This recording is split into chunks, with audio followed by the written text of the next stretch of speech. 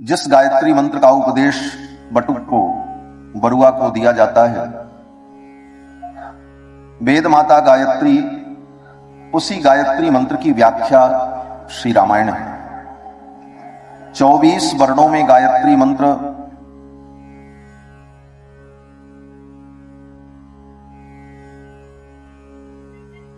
और एक एक वर्ण की व्याख्या महर्षि वाल्मीकि ने एक 1000 श्लोकों में की है। 24,000 श्लोकों में रामायण को निबद्ध किया। गायत्री के व्याख्यान स्वरूप ये रामायण महाकाव्य और गायत्री मंत्र के प्रतिपाद्य देवता भगवान श्री हरि ही। गायत्री मंत्र में जो प्रार्थना की जाती है, यही प्रार्थना की जाती है, तत्सवितुर्वरेण्यम, जो सविता देवता वर्ण करने के योग्य हैं, वरेण्य हैं, उन भगवान का हम ध्यान करते हैं। धीमहि, क्यों ध्यान करते हैं? तो कहते हैं धियो योनः प्रचोदयात्, जो परमात्मा हमारी धी को, धी माने बुद्धि, बुद्धि को प्रचोदयात् प्रेरित करता है।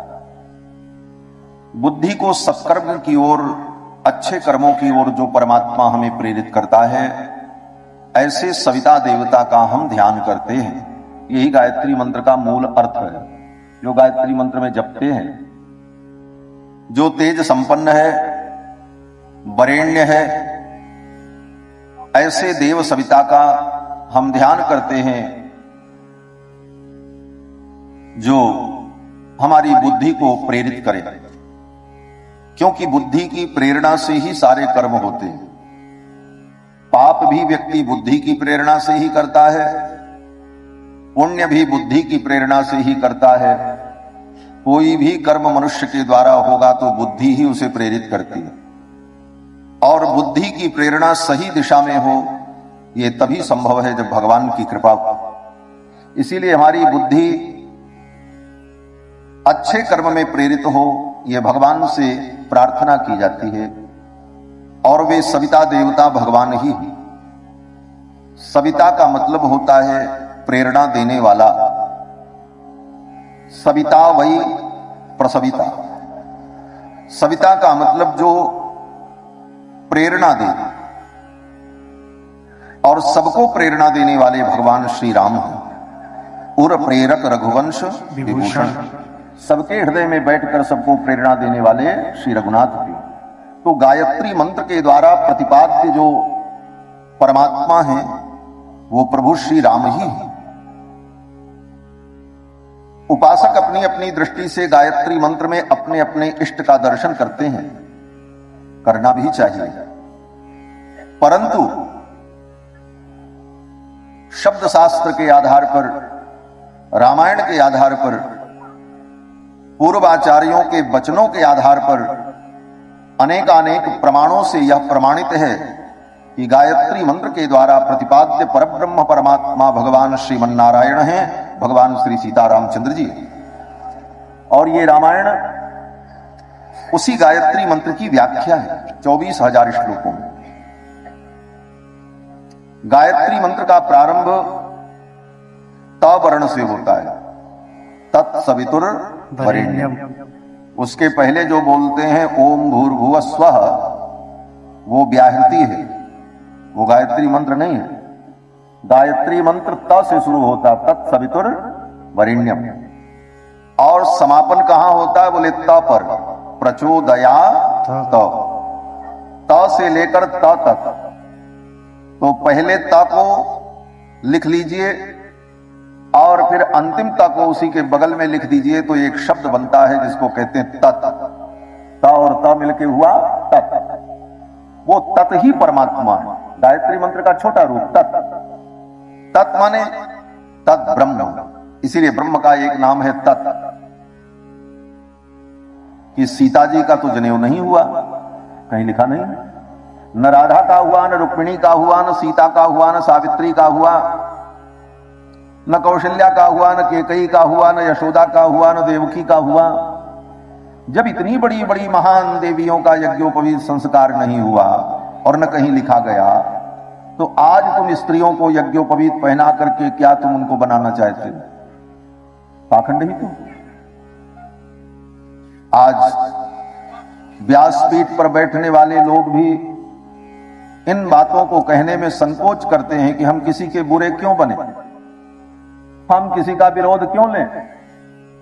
लेकिन अगर इसी तरह सभी व्यासपीठ पर बैठने वाले आचार्य लोग निज अनहित का विचार करके, निज हित का विचार करके सिद्धांत को बताएंगे नहीं तो समाज कहां से जाने। इसलिए इन बातों को भी साथ में जानना बहुत आवश्यक है।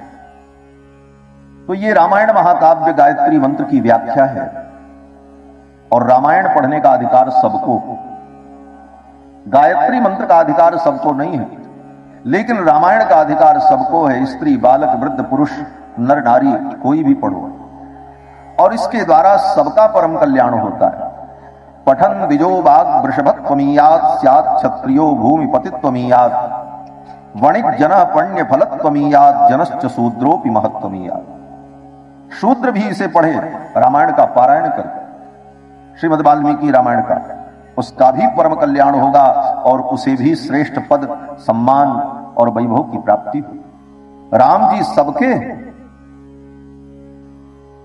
राम जी अवतार लेकर के सुलभ होते हैं। वैकुंठ में विराजमान, साकेत में विराजमान भगवान बहुत अच्छे हैं, लेकिन दुर्लभ है, किसी को मिलते ही नहीं। साकेत में बैठे हुए, कोई वस्तु बहुत अच्छी हो लेकिन दुर्लभ हो, किसी को मिले ही ना, तो फिर उस वस्तु का कोई महत्व नहीं होता। कोहिनूर हीरा बड़ा बेशकीमती है, लेकिन एक ही है, किसी को मिलेगा ही नहीं। नहीं मिलेगा तो उसके बिना किसका काम रुका हुआ है, सबका काम चल रहा। उसी तरह भगवान बहुत अच्छे, करुणा निधान, कृपा निधान, सर्वगुण संपन्न, सर्वसमर्थ, परंतु भगवान किसी को मिले ही ना, सुलभ ही ना हो, तो फिर भगवान की आवश्यकता फिर क्या रहेगी हमारे जीवन में। तो भगवान सुलभ होने के लिए ही अवतार लेते हैं। वैकुंठ में भगवान जब रहते हैं तो दुर्लभ, और धरा मंडल पर आकर के प्रकट हो जाए तो सुलभ। वैकुंठ के भगवान का दर्शन और प्राप्ति किसे होगी? बोले जो जन्म जन्म तक साधना करके ज्ञान वैराग्य संपन्न होकर ज्ञान योग, भक्ति योग, कर्म योग, विविध योगों के द्वारा अंतःकरण को शुद्ध करके मरने के बाद मुक्त होकर वैकुंठ जाए, उसे भगवान मिले। इतनी लंबी कहानी बनेगी। अब इतनी दुर्लभ भगवान सुलभ कैसे हो? बोले भगवान ने विचार किया हम अवतार लेकर धरती पर चले, और भगवान ने जब अवतार लिया तो सबके लिए सुलभ हो गए।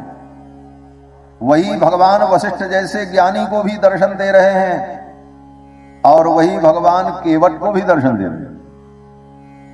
वही भगवान अगस्त जैसे महामुनि को भी अपना अनुभव कराते हैं और वही भगवान सबरी जैसी दीनहीन मलिन को भी अपना अनुभव करा देते हैं। बंदर भालू तक, मनुष्य की क्या बात कहें, पशु भी भगवान का दर्शन करके, बंदर भालू भी दर्शन करके कृतकृत्य हो जाते हैं। तो अवतार लेने पर भगवान परम सुलभ हो जाता है। तो भगवान जब परम सुलभ हो गए तो वेदों ने विचार किया हम क्यों दुर्लभ बने रहें। वेद किस लिए है? भगवान का गुणगान करने के लिए, वेद भगवान की महिमा का वर्णन करने के लिए। तो वेदों ने विचार किया कि मेरे भगवान जब इतने सुलभ हो गए तो मैं क्यों दुर्लभ बना रहूं। वेद दुर्लभ थे, क्यों? बोले केवल ब्राह्मण, क्षत्रिय, वैश्य, 3 वर्ण के पुरुषों को ही वेद प्राप्त हो, और वो भी यज्ञोपवीत संस्कार के बाद तीनों काल संध्या वंदन करते हुए, समिधाधान भिक्षाचरण करते हुए गुरु के चरणों में बैठकर गुरुमुख उच्चारण अनुच्चारण पूर्वक शब्द राशि ग्रहण करे, तब वेद का अध्ययन होता। वेद का अध्ययन ऐसे थोड़ी होता। और फिर वेद का अध्ययन करने के बाद, शब्द राशि को ग्रहण करने के बाद, तब उसके तात्पर्य को समझे, उसके क्रियाकलाप और विवेचन को समझे। पूरा जीवन लग जाता है इन विषयों को समझने और समझाने में। वेद इतने दुर्लभ है।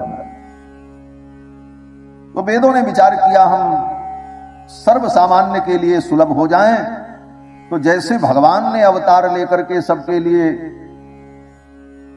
सुलभ होने का मार्ग बना दिया, उसी प्रकार वेद भगवान ने भी अवतार ले लिया। किस रूप में? बोले रामायण रूप में। वेद प्राचेद सादासीत साक्षात रामायणात्मना। आज 1-2 घंटा कथा हो पाएगी, इससे ज्यादा नहीं, बहुत श्रम हो रहा है। आवाज खुली भी नहीं है, केवल चिल्लाते रह जाए।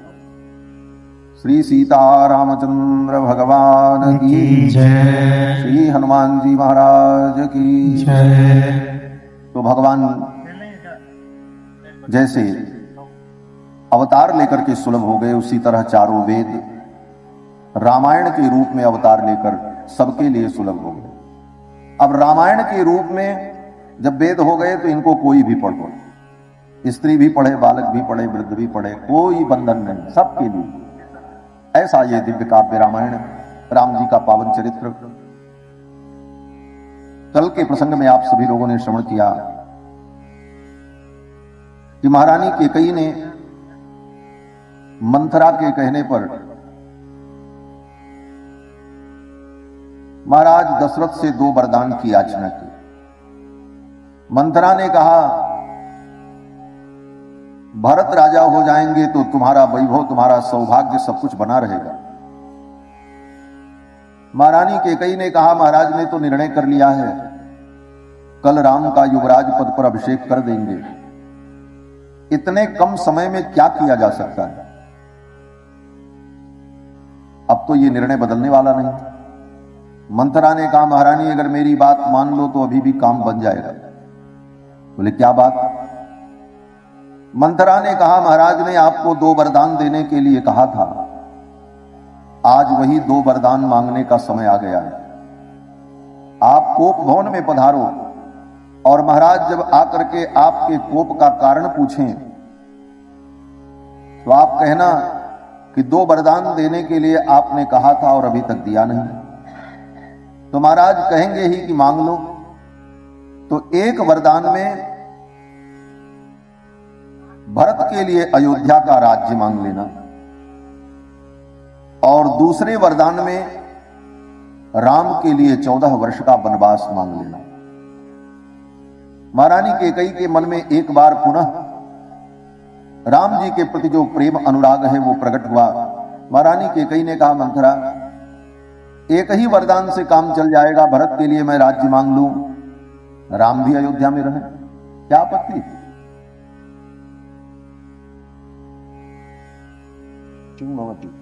नारायण।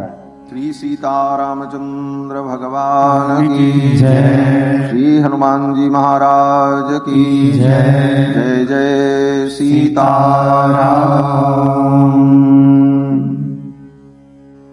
अब तो जो हमारा ये देखो, आराम करे सब लोग, ये सब कार्य पहले देखना चाहिए।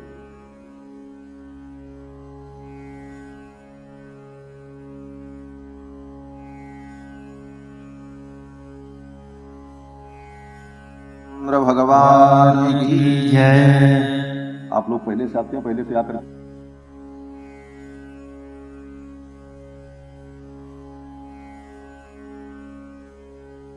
श्री सीतारामचंद्र जी की जैसी इच्छा मैं निवेदन कर रहा था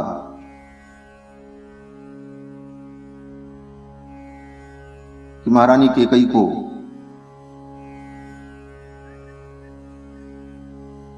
मंथरा ने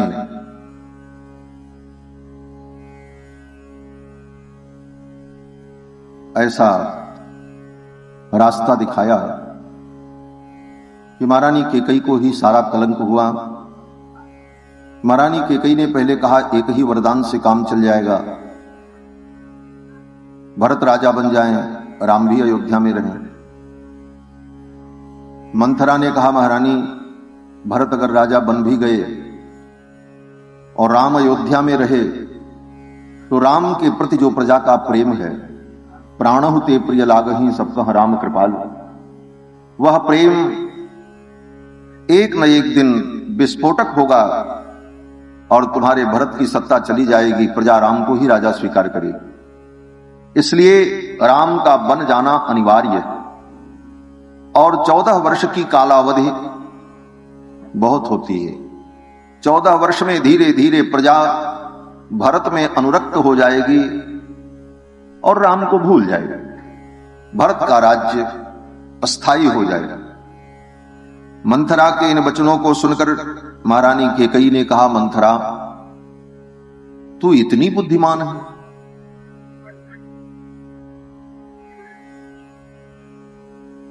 मंथरा की बड़ी प्रशंसा की महारानी कैकेयी। महारानी कैकेयी ने कहा, प्रज्ञां ते नावजानामि श्रेष्ठे श्रेष्ठाभिदायिनी। तुम्हारी प्रज्ञा, तुम्हारी बुद्धि इतनी तीक्ष्ण है, ये मैं कभी नहीं जान पाई। पृथिव्यामसि कुब्जानाम उत्तमा बुद्धि निश्चये। आज मेरा निश्चय हो गया कि इस धरती पर कुबड़ी स्त्रियां जितनी बुद्धिमान होती हैं उतना कोई बुद्धिमान नहीं हो सकता। महारानी कैकेयी ने कहा, पृथिव्यामसि कुब्जानाम उत्तमा बुद्धि निश्चय। मंथरे तू कितनी अच्छी है। महारानी कैकेयी ने मंथरा की बड़ी प्रशंसा की। तुम्हारा शरीर कितना सुंदर है, तुम्हारे पैर कितने सुंदर हैं, तुम्हारे हाथ की उंगलियां कितनी सुंदर हैं, तुम्हारी आंखें कितनी सुंदर हैं। कई श्लोकों में महारानी कैकेयी ने मंथरा की बड़ी प्रशंसा की। वही मंथरा जो सामने आ जाती थी तो महारानी कैकेयी कभी कभी डांट देती थी, ए अमंगल मूर्ति तू कहां से आ गई, चल इधर। लेकिन आज उस मंथरा में सारे गुण दिखाई पड़ने लगे महारानी कैकेयी के। जहां पर व्यक्ति को स्वार्थ की सिद्धि होती है वहां पर उसे गुण दिखता है, और जहां स्वार्थ की पूर्ति नहीं दिखाई पड़ती वहां गुण में भी दोष दिखाई पड़ने लगता। ये मानव की एक बहुत बड़ी कमजोरी कहो, प्रवृत्ति कहो, जो भी कहो। महारानी कैकेयी ने कहा, तदेव स्थगु यद्दीर्घम रथ घोणमिवायतम।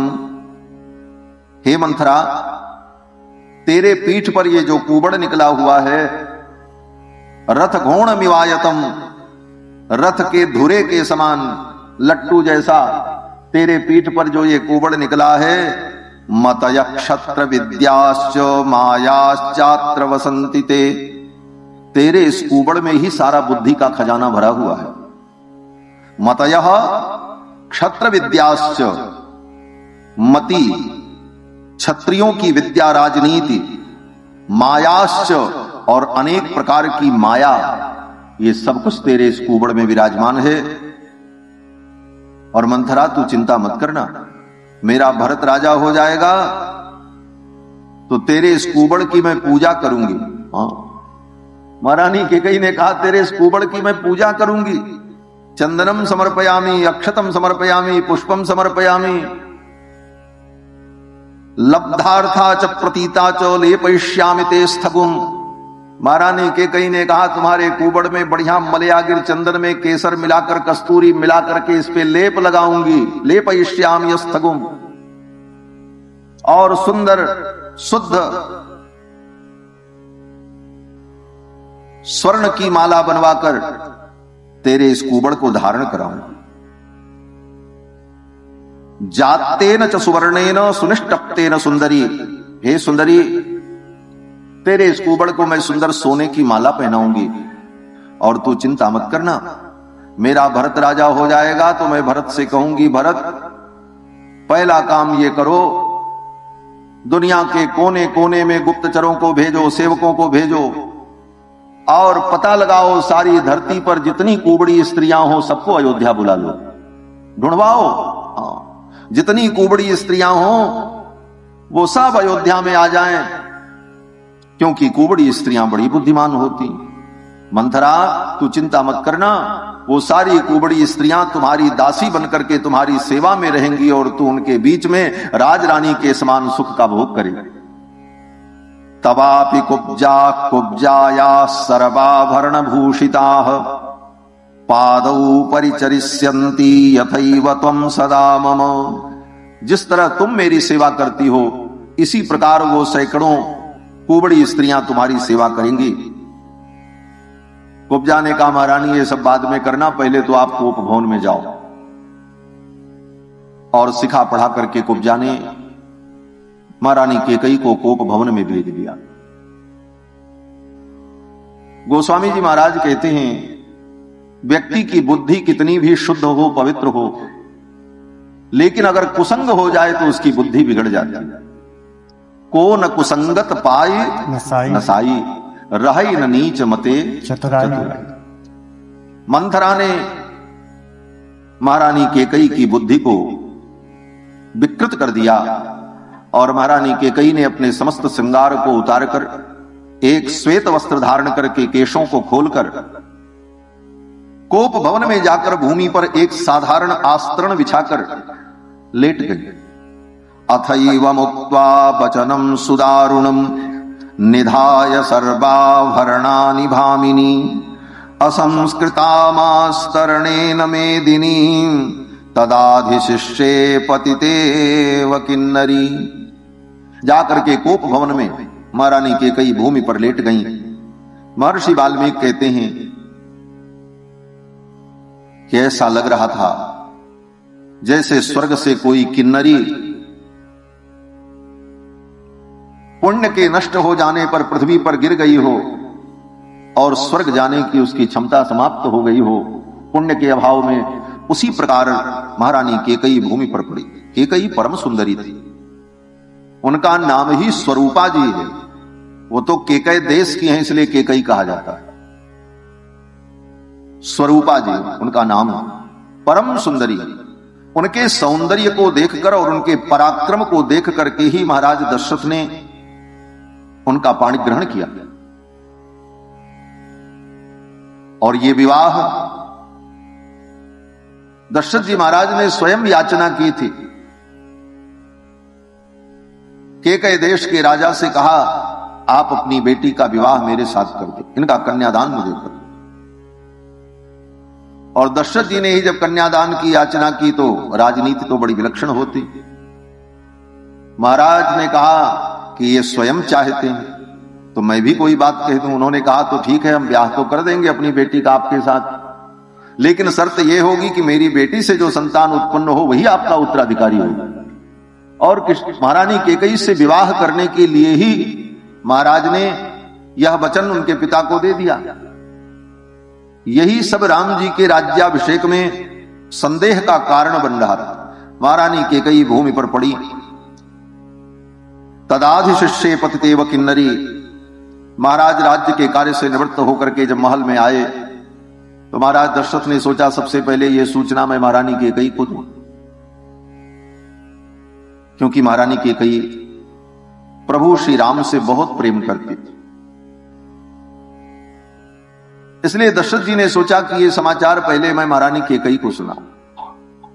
जब भी महाराज एकांत में जाते थे महल में तो महारानी कैकेयी यही कहती थी कब हमारे राम को राजा बनाओगे, ये समाचार मुझे कब सुनने को मिलेगा।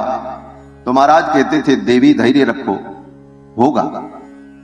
एक दो दिन बीतता तो फिर महारानी कैकेयी पूछती मेरे लाला को, मेरे राम को कब आप राजा बनाओगे, युवराज पद पर अभिषिक्त करोगे। महाराज दशरथ ने सोचा ये समाचार सबसे पहले महारानी कैकेयी को मैं सुनाऊं। और जब कैकेयी जी के महल में आए तो देखा कोप भवन में पड़ी थी भूमि पर। दशरथ जी महाराज गए और वहीं बैठ गए और कैकेयी जी को हाथों से छुआ और कहा महारानी क्या बात है, किस कारण से आप नाराज हैं, कोप भवन में आने का कारण क्या है। गोस्वामी जी महाराज बड़ा सुंदर चित्रण करते हैं कि ही हेतु रानी रिसानी परसत पानी पति ही निवार। दशरथ ने पूछा देवी आप क्यों नाराज हो, क्या कारण है। महाराज के हाथ को झटक दिया, मत छुओ। महाराज ने कहा, बताओ तो किसने आपका अपराध किया? जिसने आपका अपराध किया होगा, अगर वो अबद्ध भी होगा तो देवी आप बताओ, मैं उसका वध कर दूंगा। अबध्यो बध्यताम कोवा बध्य विमुच्यताम। हे देवी, आपकी प्रसन्नता के लिए आप कहो तो जो बद्ध है, जिसको फांसी की सजा सुनाई जानी है, उसको मैं जीवन दान दे दूं। सर्वाधिकार था महाराज का। महाराज ने कहा, किसी अबद्ध को कहो तो मैं मार डालूं, बद्ध को मुक्ति दे दूं, दरिद्र को भवेत आढ्यो। आप कहो तो किसी दरिद्र को आज राजा बना दूं, आप कहो तो किसी राजा का राज्य छीन करके उसको दरिद्र बना दूं। दशरथ जी महाराज चक्रवर्ती सम्राट थे, सब सर्वसामर्थ्य था। श्रीमद् वाल्मीकि रामायण के इसी श्लोक के भाव को गोस्वामी जी महाराज वर्णन करते हैं। कहु के रंग कही करहु नरेशु, कहु के रंग कही करहु नरेशु, कहु के नृपहि निकासो देशु, कहु के नृपहि निकासो देशु। सकहु तोरे हरि अमरहु मारी, सकहु तोरे हरि अमरहु मारी। कारण कीट बटुरे नर नारी, कारण कीट बटुरे नर नारी। कहूँ के रंग कही करहु नरेशु। दशरथ जी ने कहा, महारानी कहो किस गरीब को राजा बना दूं, किस राजा को रंक बना दूं? जो देवता अमर हैं, जो मरते नहीं हैं, आप कहो तो मैं उनको भी मार डालूंगा। जो अबद्ध हैं उनका भी मैं वध कर दूंगा आपकी प्रसन्नता के लिए। महारानी ने मन ही मन कहा, यही तो मैं चाहती हूं। ये तो हमारे मन की बात कह रहे हैं। कहू के ही रंक ही करऊं नरेशु। मेरा भरत जो रंक है उसको राजा बना दें, और जिसको राजा बनाने वाले हैं उसको रंक बना दें, वो जंगल जंगल भटके। यही तो मैं चाहती हूं। महारानी कैकेयी ने कहा, महाराज कहते तो आप बहुत कुछ हो, लेकिन आज तक आपने क्या किया? 2 वरदान मैंने मांगा था, वो भी आज तक आपने पूरा नहीं किया। दशरथ जी महाराज ने कहा, देवी आपने मांगा नहीं, और मेरा भोला स्वभाव मैं भूल गया। आप मांगी होती और मैं वरदान न देता तब कोई बात थी, लेकिन कोई बात नहीं, विलंब हुआ। इसलिए मैं कहता हूं 2 के बदले में 4 आप वरदान मांग लो, मैं 4 देने को तैयार हूं। दशरथ जी ने कहा, 2 के बदले में 4 वरदान मांग लो, हम 4 देने को तैयार हैं। दशरथ जी महाराज ने भावावेश में कह तो दिया, ये तो भगवान की कृपा समझो कि महारानी कैकेयी ने 2 ही वरदान मांगा। नहीं, महारानी कैकेयी कहती कि आपने अभी अभी कहा है 4 वरदान देने के लिए, अब 4 वरदान हमको चाहिए। तो 2 वरदान जो और होता उसमें क्या मांगती और कितना बड़ा अनर्थ होता इसका पता नहीं। इसलिए कभी भी भावावेश में किसी को कोई वचन नहीं देना चाहिए। बुद्धि से विचार करके ही किसी को कोई वचन दिया जाना चाहिए। दशरथ जी महाराज ने भाव में कह दिया। महारानी कैकेयी ने कहा, मैं वरदान मांगूंगी, लेकिन हमारी शर्त है। बोले क्या? बोले पहले आप अपने प्रिय पुत्र राम की शपथ खाओ कि मैं जो मांगूंगी आप दोगे। ये भी रास्ता मंथरा ने ही महारानी कैकेयी को सिखाया कि ज्यों ही अपने वरदान की बात करोगी, महाराज कहेंगे नहीं नहीं, ये वरदान हम नहीं दे सकते, कुछ और मांग लो। हम 2 वरदान देंगे लेकिन ये नहीं देंगे। इसलिए अपनी बात कहने के पहले महाराज से कहना कि अपने प्रिय पुत्र राम की शपथ खा लो, जो मैं मांगूंगी आप दोगे। और जब अपने प्रिय पुत्र राम की शपथ खा लेंगे महाराज दशरथ, तो फिर वचन से पीछे नहीं हटेंगे। महारानी कैकेयी ने कहा, पहले आप अपने प्रिय पुत्र राम की शपथ लो कि मैं जो मांगूंगी आप दोगे। दशरथ जी महाराज ने भावावेश में शपथ भी खा लिया। ऐसी परिस्थिति आए, सामने वाला व्यक्ति विश्वास न करे और कहे कि शपथ करो, वो भी सत्यवादी से, जिसके कुल की परंपरा रही प्राण जाए पर वचन न जाए, और उसमें विश्वास नहीं। दशरथ जी महाराज को कहना चाहिए था, मैं शपथ नहीं लूंगा, जो कहना है तुम कहो। लेकिन भावावेश में दशरथ जी महाराज ने शपथ ले लिया। तेन रामेण कैकेयी सपेते वचन क्रियाम। हे कैकेयी, मैं अपने राम की शपथ लेता हूं, तुम जो कहोगी वो वरदान मैं दूंगा। तब महारानी कैकेयी ने कहा, अब जो मैं कहने जा रही हूं केवल आप नहीं सुनेंगे। यहां तो केवल हम आप दो दिख रहे हैं, लेकिन हमारे इस वचन को सुनने वाले 33 कोटि देवता हैं। उन देवताओं को मैं साक्षी बना करके कहने जा रही हूं। 10 दिशाएं, पृथ्वी और अंतरिक्ष, इन सबको साक्षी बना करके मैं अपने वचन को कह रही हूं। और महारानी कैकेयी ने कहा, एक वरदान में मैं ये मांगती हूं कि अयोध्या का राज्य मेरे पुत्र भरत को प्राप्त हो। और कैसे? जिन अभिषेक सामग्रियों से कल राम का अभिषेक होने वाला है, उन्हीं सामग्रियों से मेरे भरत का अभिषेक, दूसरी सामग्री नहीं आएगी। अभिषेक समारंभो राघवस्योपकल्पितः। राघव के लिए जो अभिषेक की सामग्री संग्रह की गई है, उन्हीं सामग्रियों से मेरे पुत्र भरत का अभिषेक हो। और दूसरा वरदान, नवपंच वर्षाणि दंडकारण्यमाश्रितः। नवपंच वर्षाणि, 9 वर्ष और 5 वर्ष, तो 9 5 कितना हुआ? बोले 14। 14 वर्ष तक दंडकारण्यमाश्रितः, दंडकारण्य में रहकर चीराजिन धरो धीरो रामो भवतु तापसः।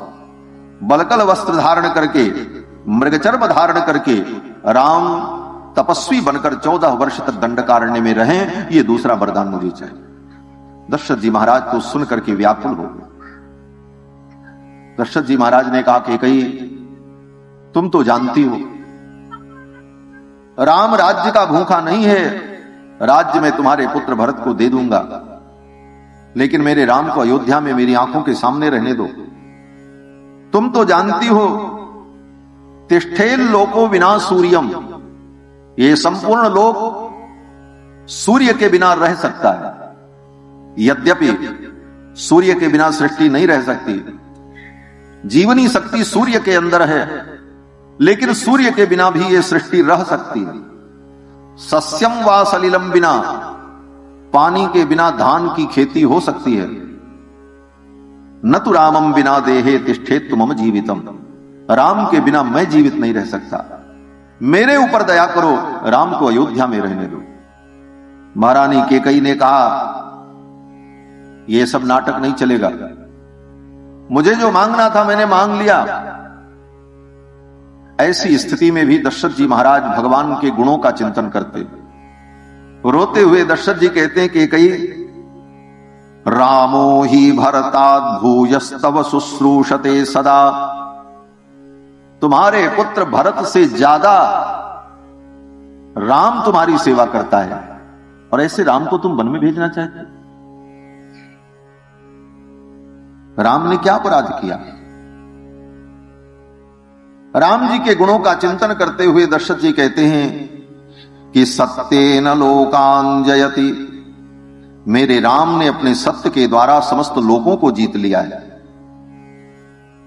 द्विजान दानेन राघवः, मेरे राम ने सभी ब्राह्मणों को अपने वश में कर लिया है। ब्राह्मण को वश में करने का क्या उपाय है? भय दिखाकर, अस्त्र शस्त्र का भय दिखाकर। दशरथ जी कहते, मेरे राम ने अपनी उदारता, दान, सम्मान, सेवा के कारण सारे ब्राह्मणों को अपने वश में कर लिया। द्विजान दानेन राघवः गुरून् शुश्रूषया वीरो, राम ने अपने समस्त गुरुजनों को अपने वश में कर लिया है। किस गुण के द्वारा? बोले शुश्रूषा नाम के गुण के द्वारा। गुरुजनों को भी बस में किया जा सकता है, यद्यपि गुरुजन किसी के अधीन नहीं होते, परंतु शिष्य अगर सेवा परायण है और समर्पण भाव से उसकी सेवा है तो गुरु भी उसके अनुकूल हो जाते हैं, गुरु को भी वो अपने वश में कर लेता है। राम जी ने अपनी सेवा के द्वारा अपने आचार्यों को, गुरुजनों को भी अपने वश में कर लिया। धनुषा युधि सात्रवान, और धनुष के द्वारा, अपने शस्त्र के द्वारा अपने शत्रुओं को अपने वश में कर लिया। ऐसे राम को तुम वन में भेजना चाहते, तुम्हारे चरणों में मैं प्रणाम करता। चक्रवर्ती सम्राट महाराज दशरथ, जिनके चरणों में इस भूमंडल के सभी राजा नतमस्तक होते थे, वे महाराज आज कैकेयी के सामने हाथ जोड़ करके कहते हैं, अंजलिम कूर्मि कैकेयी, हे कैकेयी मैं तुमको प्रणाम करता हूं। और इतना ही नहीं, पादौ चापि स्पृशामि ते, महाराज ने कहा मैं तुम्हारा चरण छूता हूं, तुम्हारे चरणों में अपना मत्था रखता हूं, अपने वचन को वापस ले लो, राम को अयोध्या में रहने दो। लेकिन महारानी कैकेयी को दया नहीं आई। महारानी कैकेयी ने कहा यह सब नाटक आप मत करिए, अगर यही नाटक करना था तो आपने वचन क्यों दिया? ठीक है, आप मेरे वचन की पूर्ति नहीं कर सकते तो मेरा भी निर्णय सुन लीजिए। क्या निर्णय है? कैकेयी ने कहा, अहम हि विषमद्यैव पीत्वा बहुतवाग्रतः पश्यतस्ते मरिष्यामि रामो यद्यभिषिच्यते। बगल में एक पात्र में महारानी कैकेयी ने विष रखा था। महारानी कैकेयी ने कहा, अगर आपने मेरी बात नहीं मानी तो इस विष को पी करके मैं अभी मरूंगी, आत्महत्या कर लूंगी। पश्यतस्ते मरिष्यामि, आपके देखते देखते मैं मरूंगी। रामो यद्यभिषिच्यते, यदि राम का राज्याभिषेक हो, और अगर हमें जीवित देखना चाहते हो तो ये राज्य मेरे पुत्र भरत को दे दो और राम को वन में भेज दो। महारानी कैकेयी ने कहा, यह विष पी करके मैं मर जाऊंगी। दशरथ जी ने कहा, अगर राम वन में चले गए तो मैं मर जाऊंगा। कैकेयी ने कहा, अगर राम वन में नहीं गए तो मैं मरूंगी। अब निर्णय करो, आप मरना चाहते हो कि मुझे मारना चाहते हो? ऐसा धर्म संकट उपस्थित किया महाराज। दो में से एक का मरना तय है। दशरथ जी महाराज के सामने बड़ा धर्म संकट हुआ। दशरथ जी ने विचार किया, मरना तो है, लेकिन जीवन का सार धर्म है। अगर धर्म चला गया तो सब कुछ चला जाए। यही राम कथा का संदेश है। जीवन में सब कुछ चला जाए लेकिन धर्म नहीं जाने देना चाहिए। धर्म को सदा बचाए रखें। धर्म का आश्रय कभी मत त्यागो। और ये शिक्षा राम जी वो दशरथ जी को कहां से मिली? बोले जब विश्वामित्र जी आए थे तब मिली। विश्वामित्र जी से दशरथ जी ने कहा था, आप जो कहोगे वो मैं करूंगा, आपकी इच्छा मैं पूर्ण करूंगा, आप आज्ञा करो। और जब विश्वामित्र जी ने राम जी को मांग लिया तब दशरथ जी ने कहा, न रामम ने तुम अर्हसि, मेरे राम को आप नहीं ले जा सकते, मैं अपने राम को तो नहीं दूंगा। तब वशिष्ठ जी ने समझाया। वशिष्ठ जी ने कहा, राजन अगर तुमने अपने वचन को पूर्ण नहीं किया तो तुम्हारा धर्म चला जाएगा। दशरथ जी ने कहा, धर्म को बचाऊंगा तो राम चले जाएंगे। वशिष्ठ जी ने कहा, ये राम कौन है जानते हो? दशरथ जी ने कहा, मेरे पुत्र हैं। वशिष्ठ जी ने कहा, तुम्हारे पुत्र तो हैं लेकिन ये साक्षात धर्म है। रामो विग्रहवान धर्म, राम साक्षात धर्म है। अगर तुम्हारा धर्म चला गया तो राम जी भी नहीं रहेंगे, चले जाएंगे। और तुम्हारे जीवन में धर्म रहेगा तो राम जी भी रहेंगे। इसलिए राम जी जा रहे हैं, इनको जाने दो, धर्म को मत जाने दो। धर्म रहेगा तो फिर राम जी आ जाएंगे। न धर्मम हातुमर्हसि, अपने धर्म का त्याग मत करो। आज दशरथ जी वही सोचने लगे, आज राम जाएंगे तो मेरा प्राण चला जाएगा, और राम को अगर हमने जाने नहीं दिया, प्राण बच गया तो धर्म चला जाएगा। दशरथ जी ने कहा, महारानी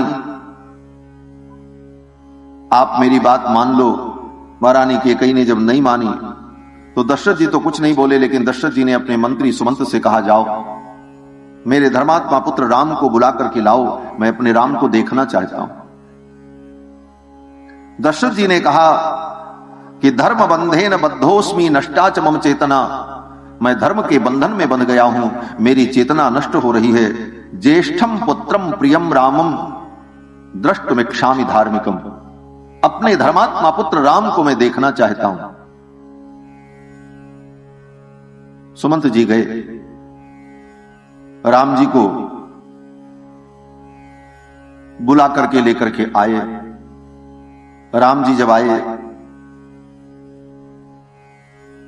साथ में लक्ष्मण जी भी थे।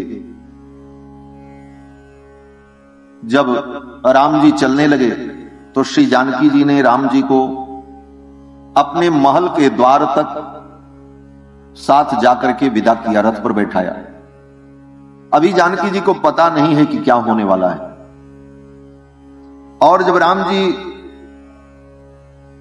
रथ पर बैठ रहे थे उस समय राम जी ने व्रत ले रखा था, क्योंकि एक दिन पहले गुरुदेव वशिष्ठ ने नियम बताए थे, भूमि पर शयन करना है, मुनि लोग जिस अन्न का सेवन करते हैं वो अन्न खाना है, अमुक अमुक मंत्र का जप करना है, क्योंकि दूसरे दिन राज्याभिषेक होना था। उसी प्रकार राम जी रथ पर बैठ गए, सीता जी ने लाकर द्वार तक पहुंचाया।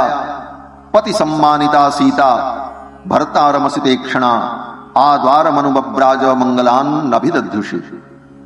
और राम जी जब रथ पर बैठ करके जाने लगे तो जानकी जी ने भगवान को आशीर्वाद दिया, जानकी जी ने रघुनाथ जी को आशीर्वाद दिया। ये रामायण महाकाव्य मंगलाशासन ग्रंथ है। इस ग्रंथ में भगवान को जितना आशीर्वाद मिला है उतना किसी अवतार में भगवान को आशीर्वाद नहीं मिला। रामायण में जानकी जी ने भगवान को आशीर्वाद दिया। माता पिता सास ससुर ने जो दिया सो तो दिया।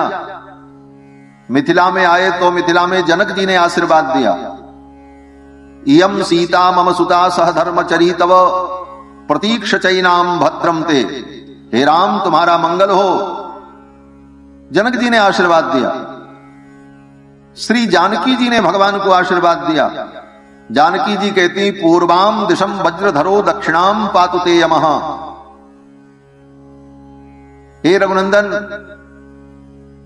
पूर्व दिशा के स्वामी इंद्र आपका मंगल करें, दक्षिण दिशा के स्वामी यमराज आपका मंगल करें, पश्चिम दिशा के स्वामी वरुण आपका मंगल करें और उत्तर दिशा के स्वामी कुबेर आपका मंगल करें। चारों दिशाएं आपके लिए मंगलमयी हो जाए। ये आशीर्वाद जानकी जी ने भगवान को दिया। पूर्वाम दिशम वज्रधरो दक्षिणाम पातुते यमः वरुणः पश्चिमामासाम धनेशस्तु उत्तराम दिशम। राम जी रथ पर बैठे चल पड़े और जब चले अयोध्या में, अपने महल से पिताजी के महल में जाने के लिए रथ पर बैठ करके जाना होता था, इतना दूर। उस समय की अयोध्या कितनी समृद्धशालिनी थी। राम जी अपने महल से रथ में बैठकर जब पिताजी के महल में जाने लगे तो रास्ते में लोग मार्ग के दोनों तरफ खड़े होकर राम जी का दर्शन कर रहे थे, पुष्प की वर्षा कर रहे थे और सब लोग अपने दोनों हाथों को उठा करके राम जी को आशीर्वाद दे रहे थे। राम जी सबका अभिवादन कर रहे थे। ठीक वैसा ही दृश्य है जैसे आज कभी कभी आप देखते हैं देश के प्रधानमंत्री, राष्ट्रपति, बड़े पद पर प्रतिष्ठित लोग जब रोड शो करते हैं तो रोड शो में जब चलते हैं तो सबको अभिवादन स्वीकार करते हुए, हाथ हिलाते हुए, कोई पुष्प दे रहा है, कोई मुस्कुरा रहा है। उसी प्रकार रघुनाथ जी जब चले तो आशीर्वादान बहून छृण्वन् सुहृद्भिः समुदीरितान, चारों तरफ से आशीर्वाद के ही शब्द सुनाई पड़ रहे। अयोध्यावासी राम जी को आशीर्वाद दे, हे राम तुम्हारा मंगल हो। और सबका अभिनंदन स्वीकार करते हुए रघुनंदन जा रहे थे। इस समय की जो झांकी है, इस झांकी को देखकर महर्षि वाल्मीकि भगवान के गुणों का वर्णन करने लगते।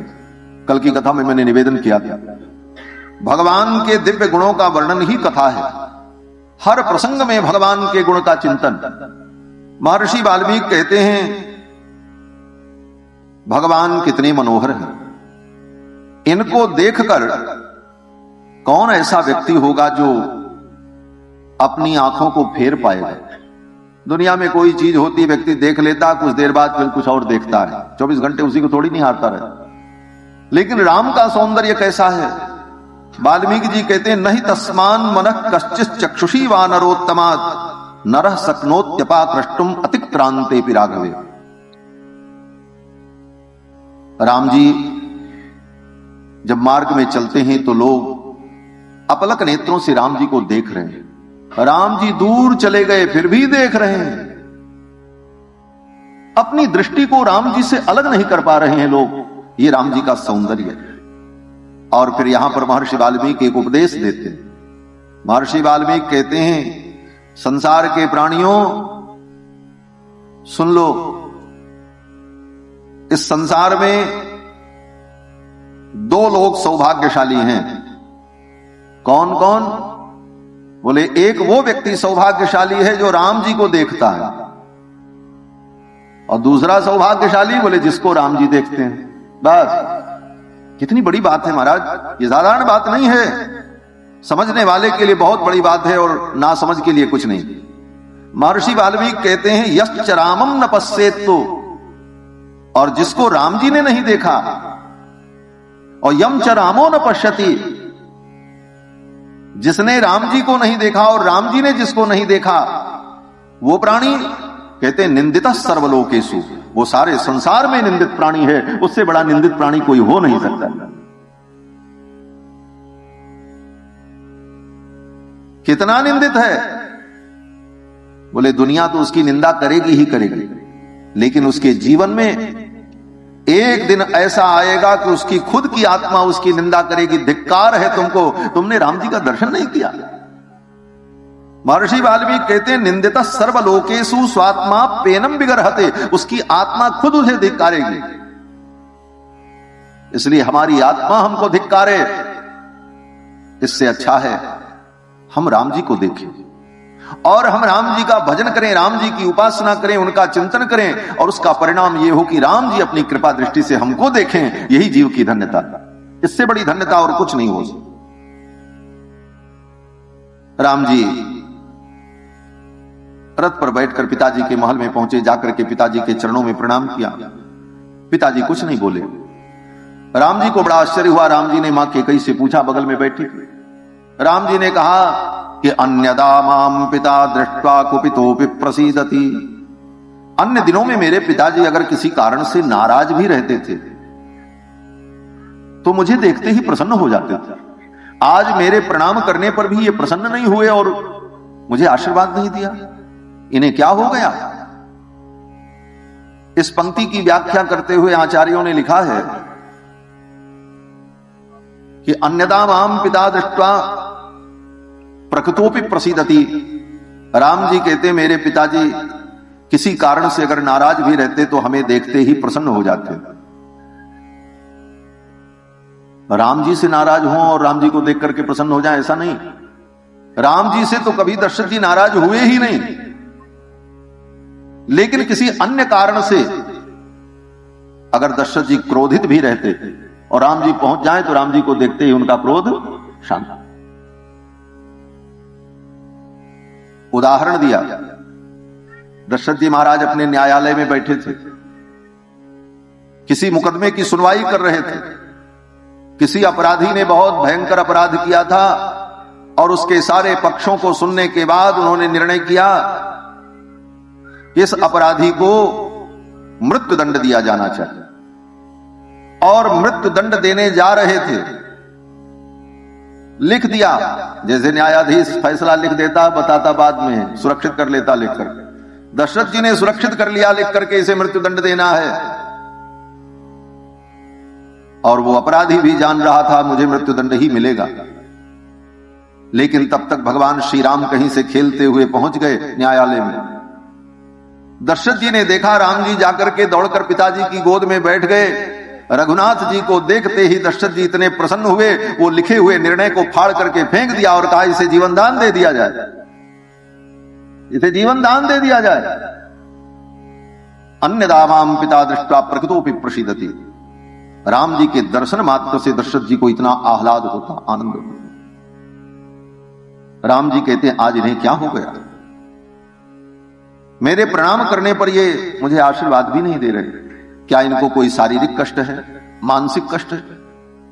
दशरथ जी महाराज तो कुछ नहीं बोले। महारानी कैकेयी ने कहा राम इनको कुछ नहीं हुआ। न राजा कुपितो राम, हे राम महाराज कुपित नहीं है और न इनको कोई रोग है, व्यसनम नास्य किंचन, न ये बीमार हैं, स्वस्थ हैं। बोले तो फिर इनकी ऐसी स्थिति क्यों है? तो केकई ने कहा किंचिन मनोगतम स्वस्य तद्भयान नानुभासते। इनके मन में एक कोई बात है जो तुमसे कहना चाहते हैं, लेकिन तुम्हारे भय के कारण तुमसे कह नहीं पा रहे। राम जी कांप गए। राम जी ने कहा, मां, मेरे जैसे आज्ञाकारी पुत्र से कुछ कहने में पिता को संकोच हो, भय हो? ऐसे पुत्र को तो डूब करके मर जाना चाहिए। राम जी ने कहा, मां, आप तो मेरे स्वभाव को जानती हो। अहम हि वचनाद्राग्यः, पिताजी के वचन का पालन करते हुए पतेयमपि पावके, मैं अग्नि में कूद जाऊं। अगर पिताजी कह दे बेटा आग में कूद जाओ तो मैं पूछूंगा नहीं, कूद जाऊं। पिताजी कह दे समुद्र में कूद जाओ, विष पी लो, तो मैं प्रश्न नहीं करूंगा, इनकी आज्ञा का पालन करूंगा। और मां, आप तो जानती हो, करिष्ये प्रतिजाने च रामो दृढ़ाभिभाषते, ये जो कहेंगे वो मैं करूंगा, ये मेरा वचन है। और राम दो बार नहीं बोलता, रामो दृढ़ाभिभाषते, ये राम जी का वचन। केकई के सम्मुख भगवान ने जो कहा है, रामो दृढ़ाभिभाषते, ये बड़ा महत्वपूर्ण है। राम जी कहते हैं, मां, ये राम दो बार नहीं बोलता, रामो दृढ़ाभिभाषते, राम दो बार नहीं बोलता। क्यों? बोले दो बार बोलने का मतलब क्या है? बोले पहली बार जिसने सोच समझ के नहीं कहा उसको दोबारा कहना पड़ता, जिसका पहला निर्णय गलत होता है उसी को दोबारा उसमें संशोधन करना पड़ता। राम जी एक बार जो कहते हैं वही करते हैं, रामो दृढ़ाभिभाषते।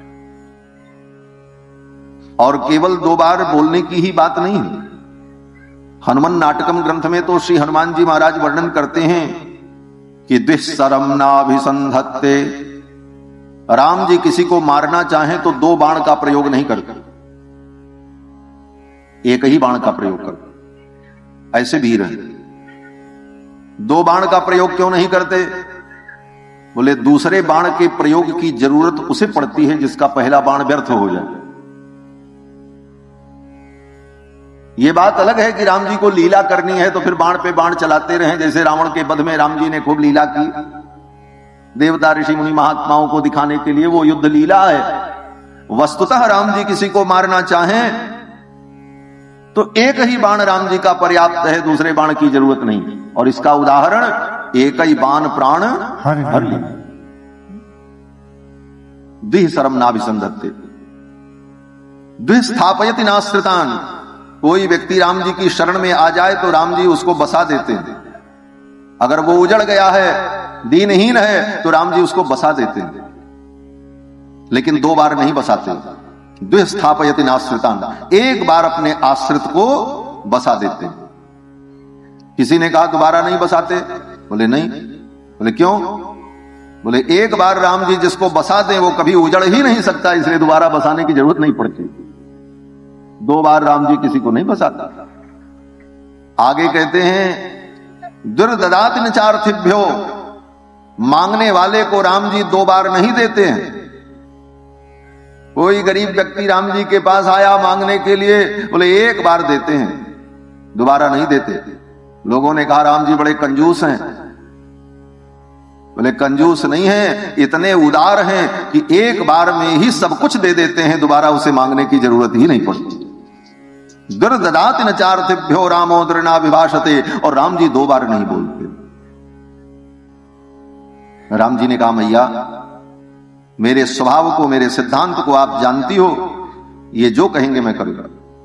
महारानी केकई ने कहा ये अपने मुख से नहीं कहेंगे, लेकिन मैं बताती हूं। और महारानी केकई ने सारी कहानी बताई। बोले मैंने दो वरदान मांगा, एक वरदान में अयोध्या का राज्य भरत के लिए और तुम्हारे लिए 14 वर्ष का वनवास, और यही वचन पूर्ण करने में इनको संकोच हो रहा है, ये तुमसे कह नहीं पा रहे हैं।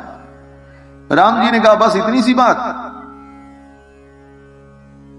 अगर मेरा भरत राजा हो जाए, इससे अच्छी बात और क्या हो सकती। और रही बात मेरे बन जाने की, तो एवमस्तु गमिष्यामि, मैं निश्चित बन चला जाऊंगा। जटाचीर धरोराज्ञ प्रतिज्ञाम अनुपालयन, महाराज की आज्ञा का पालन करते हुए जटाचीर बलकल धारण करके मैं जंगल में रहूंगा। और रही बात अयोध्या के राज्य की, राम जी कहते मैया ये राज्य क्या है? अपने भाई भरत के लिए अहम ही सीताम राज्यम च प्राणान निष्ठान धनानि च, अपने भाई भरत के लिए मैं अपनी पत्नी प्रिय पत्नी सीता का भी त्याग कर सकता था। पहला वचन राम जी ने कहा, सीता मेरी प्रिय भार्या है, लेकिन अपने भाई भरत के लिए अगर मुझे अपनी सीता का भी त्याग कर देना पड़े तो मैं त्याग कर दूंगा। अहम ही सीताम राज्यम च, और ये राज्य, और राज्य ही नहीं, अपने भरत के लिए अगर प्राण भी देना पड़े तो प्राणान इष्टान धनानि च, जो कुछ मेरे जीवन में इष्ट है वो सब कुछ मैं अपने भरत के लिए त्याग सकता हूं। हृष्टो भ्रात्रे स्वयं दद्याम भरताय प्रचोदिता, और वो भी प्रसन्नता पूर्वक। ये राम जी का त्याग है, यही उपदेश है।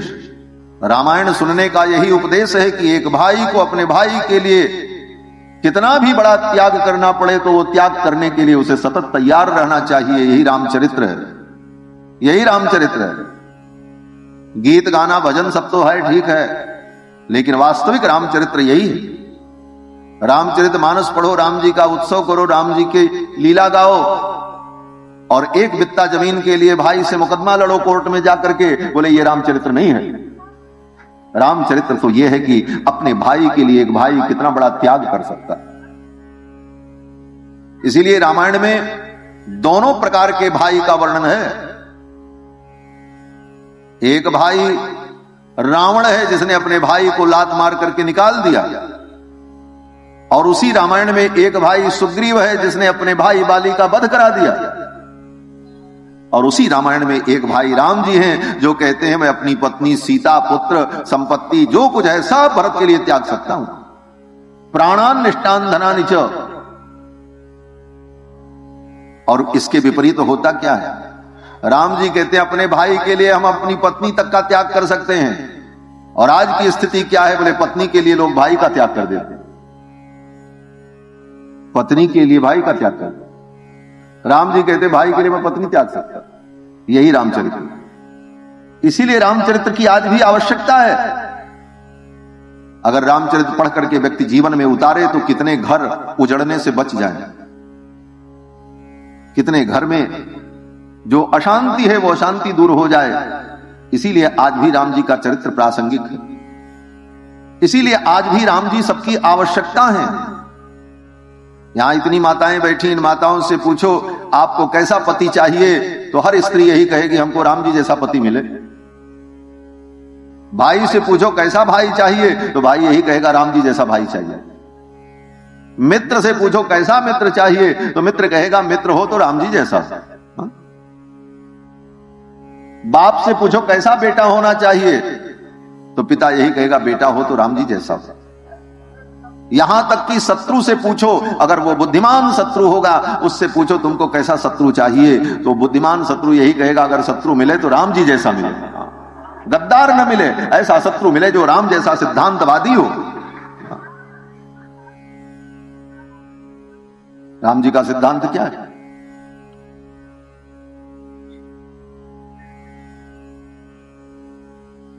राम जी का रावण से युद्ध हो रहा था, राम जी ने बाणों से मारा, रावण का अस्त्र शस्त्र छिन्न भिन्न हो गया, रथ टूट गया, रावण भूमि पर गिर पड़ा।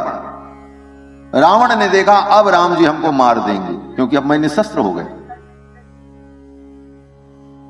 लेकिन राम जी ने रावण से कहा लंकेश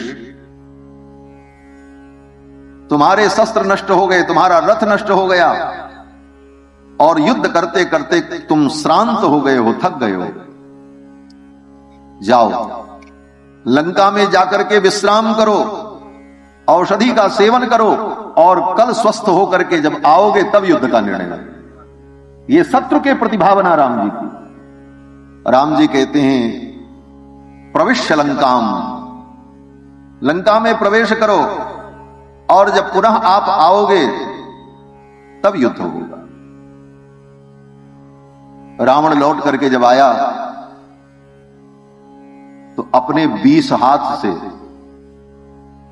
10 सिर को पकड़कर, एक एक सिर को 2-2 हाथों से पकड़कर 10 सिर की 20 आंखों से भर भर आंसू बह रहे थे रावण के, रो रहा था। मंदोदरी आई, मंदोदरी ने देखा रावण को, पहली बार रावण की आंखों में आंसू देखा। मंदोदरी ने कहा, लंकेश, सारी दुनिया को रुलाने वाला आज रो रहा है। रावण का मतलब ही होता है रावयति इति रावण, जो सारी दुनिया को रुलाए उसको रावण कहते हैं। रावण शब्द का यही अर्थ है। रावण माने जो सारी दुनिया को रुलाए, और राम का अर्थ क्या है? बोले जो सारी दुनिया को आनंद कराए उसका नाम राम है। जो आनंद सिंधु सुख राशि सी करते त्रैलोक्य सुपाति। तो रावण का मतलब रुलाने वाला और राम का मतलब आनंद देने वाला। रामायण के यही 2 प्रमुख पात्र हैं, एक रुलाने वाला है, एक आनंद देने वाला है। तय करो किस चरित्र को तुम स्वीकार करोगे। रोना है तो रावण के चरित्र को स्वीकार कर लो, और जीवन में आनंद चाहिए तो राम के चरित्र को स्वीकार कर लो। आराम की तलब है तो एक काम कर, आराम की तलब है तो एक काम कर, आराम की शरण में तू राम राम कर। यही सिद्धांत।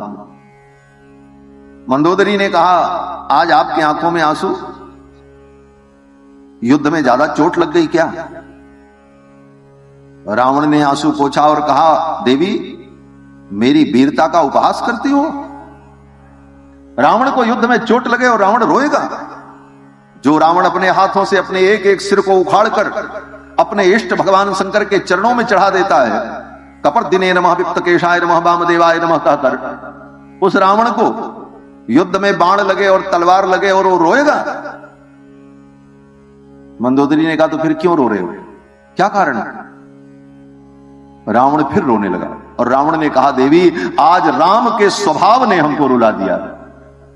राम का ऐसा स्वभाव, बैरियू राम बड़ाई करई, शत्रु भी राम जी की बड़ाई करते। रावण ने कहा, राम के स्वभाव ने मुझे रुलाया। मंदोदरी ने कहा, क्या? रावण ने सारा वृत्तांत सुनाया। मंदोदरी ने सोचा मौका बहुत अच्छा है, इस समय रावण को समझाया जाए तो शायद बात समझ में आ जाए, तो अभी भी काम बन जाए। मंदोदरी ने कहा, फिर ऐसे प्रभु श्री राम के शरण में चले जाओ, सीता को वापस कर दो, लौटा दो, लंका सुरक्षित हो जाएगी। रावण ने कहा, मंदोदरी, ये कदापि नहीं हो सकता। क्यों? रावण ने कहा, विधा भज्जे अमित्येवं न नमेयं कथंचन, मेरे 2 टुकड़े हो जाएं लेकिन मैं झुक नहीं सकता। क्यों? बोले, ए समय सहजो दोष, ये मेरा सहज दोष है। स्वभावो दुर्तिक्रम, ये मेरा स्वभाव है, मैं इसे बदल नहीं सकता। युद्ध तो होगा। तो राम जी के स्वभाव को देखकर शत्रु भी रो देता है, ये राम जी का स्वभाव है। इसीलिए भगवान शंकर कहते हैं, उमा राम स्वभाव जिन जाना, ताहि भजन तज भाव न आना। जो भगवान के स्वभाव को समझ गया वो भजन छोड़ करके दूसरा काम नहीं कर सकता। राम जी ने कहा, हृष्टे भात्रे स्वयं दद्याम भरताय प्रचोदितः, ये